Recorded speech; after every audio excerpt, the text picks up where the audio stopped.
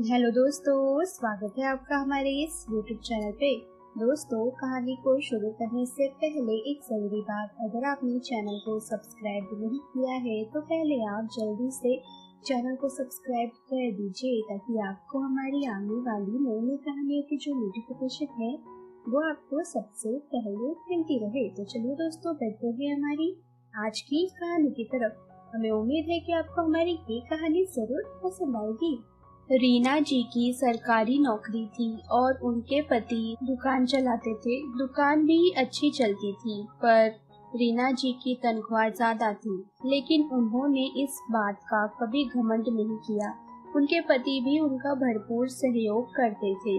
दुकान जाने से पहले घर के छोटे मोटे काम में रीना जी की पूरी मदद करते थे। उनके 3 बच्चे थे, जिनमें 2 बेटियां और एक बेटा था। पेशे से रीना जी टीचर थी, इसलिए उन्होंने दोनों बेटियों को भी बीएड ही करवाया था ताकि वे भी उनकी तरह आत्मनिर्भर बन सके। पर बेटे को टीचर नहीं बल्कि इंजीनियर बनना था। रीना जी और उनके पति ने भी उसे खुशी खुशी इंजीनियरिंग करने की इजाजत दे दी। बड़ी बेटी मोना ने बीएड के बाद एमएड किया और वहीं साथ में पढ़ाने वाले लड़के से दोस्ती हुई उसकी और बात शादी तक पहुंच गई। लड़का तो बहुत अच्छा था, इसलिए रीना जी और उनके पति को भी ज्यादा प्रॉब्लम नहीं थी इस शादी से। आजकल वैसे भी परिवार के बाकी लोग इंटरफेयर नहीं करते हैं और माँ बाप भी यही सोचते हैं कि बच्चे अगर अपनी पसंद के लड़के या लड़की से शादी करें तो शायद ज्यादा खुश रहेंगे।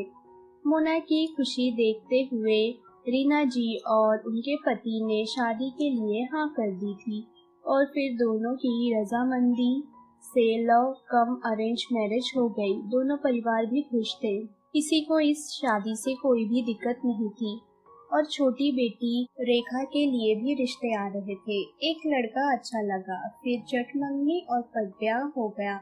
सब कुछ बहुत अच्छा चल रहा था, पर कहते हैं ना कि जीवन किसी भी वक्त पलट सकता है। कुछ ऐसा ही रेखा के साथ भी हुआ। शादी के 6 महीने बाद ही रेखा हमेशा हमेशा के लिए अपने पति और ससुराल को छोड़कर घर पर आ गई।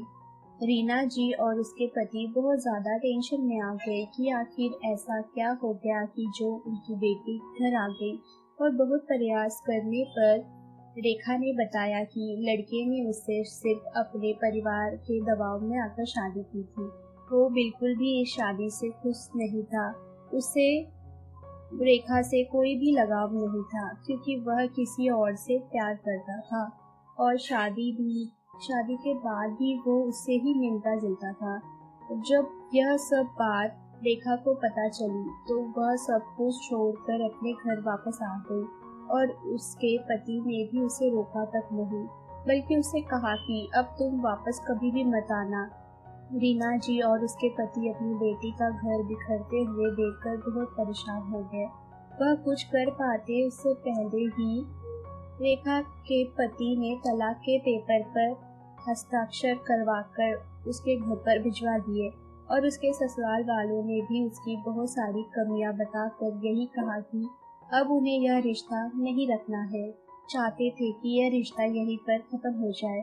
अब तो आए दिन ही कोर्ट कचहरी के चक्कर हो गए थे और सभी टेंशन में रहने लगे थे।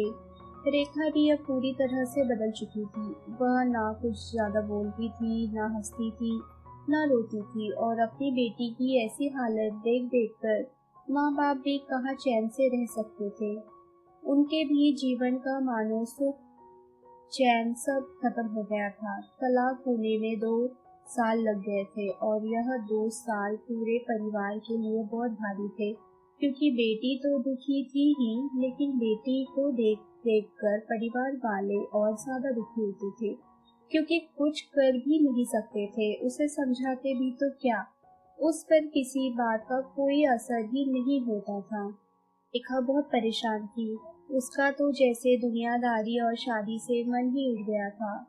वह बस खुद में ही रहती थी, ना ज्यादा बाहर जाना उसको पसंद था, ना दोस्तों से मिलना जुलना, ना हंसी ठिठोली करना। वो एकदम अकेली रहती थी। रीना जी और उसके पति रात दिन बस यही सोचते थे कि अब काश कोई ऐसा लड़का मिल जाए जो हमारी बेटी के मन में फिर से जीने की उमंग जगा सके और इसका दोबारा घर बस जाए। वे रेखा के लिए लड़का देखते रहे, लेकिन वो शादी के लिए तैयार नहीं थी।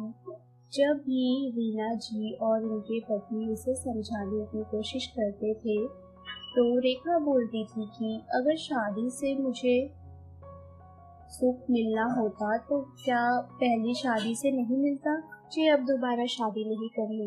एक दिन भगवान ने रीना जी और उनके पति की दुआएं सुन ली और एक बहुत अच्छा लड़का उनकी बेटी से शादी करने के लिए भी तैयार हो गया था। लड़का कुंवारा था, फिर भी उससे रेखा बहुत ज्यादा पसंद आ गई थी और सब कुछ जानते हुए भी वह उसे अपनाने के लिए भी तैयार हो गया था। बहुत समझ जाने के बावजूद रेखा नहीं मानी। थक हार कर सबने उम्मीद भी छोड़ दी थी कि अब शायद बेटी की जिंदगी कभी नहीं संवर पाएगी, पर अपने माँ बाप को इतना हताश और निराश देखकर रेखा ने एक बार सोचा कि मैं अपने जीवन में आए दुख के कारण अपने परिवार को और खास करके अपने माता पिता को इतना दुखी नहीं देख सकती, और उसने शादी के लिए आखिरकार हाँ कर दी। शादी तो दोनों की फिर हो गई और रेखा अपने ससुराल चली गई। रीना जी और उनके पति तो ये सब देखकर बहुत खुश थे, बस यह दुआ कर रहे थे कि अब उनकी बेटी जल्द से जल्द ससुराल में सेट हो जाए और अपने पुराने दर्द को भूलकर नई जिंदगी की वो शुरुआत खुशी खुशी कर सके। तभी जाकर वो पूरी तरह निश्चिंत हो पाएंगे। पहले अनुभव के कारण रेखा ससुराल में भी बहुत डरी डरी रहती थी। उसका पति बहुत समझदार था। वह जानता था कि अपने अनुभव के कारण रेखा उस पर और शादी पर पूरी तरह से भरोसा नहीं कर पा रही है। वो डरती है, इसलिए उसने रेखा को वक्त दिया और हमेशा उसे खुश करने की कोशिश करी। वो उससे बहुत प्यार करता था। इस बार रेखा की किस्मत बहुत अच्छी निकली, क्योंकि उसका पति बहुत अच्छा था, पर उसके ससुराल वाले भी बहुत अच्छे थे और उन्होंने भी उसे पूरा प्यार और सम्मान देने की कोशिश की, ताकि वह अपना पुराना दुख भुला सके और ससुराल में सबके साथ अच्छे से घुल मिल सके। धीरे धीरे रेखा भी अपने ससुराल में सेट होने लगी और वो भी खुश रहने की कोशिश करने लगी। फिर कोशिश ही नहीं, वो सच में खुश रहने लगी। अब वह फिर से हंसने बोलने लगी थी। उसमें जीवन जीने की उमंग दोबारा जाग रही थी और अब उसके चेहरे पर एक नई रौनक दोबारा लौटने लगी थी।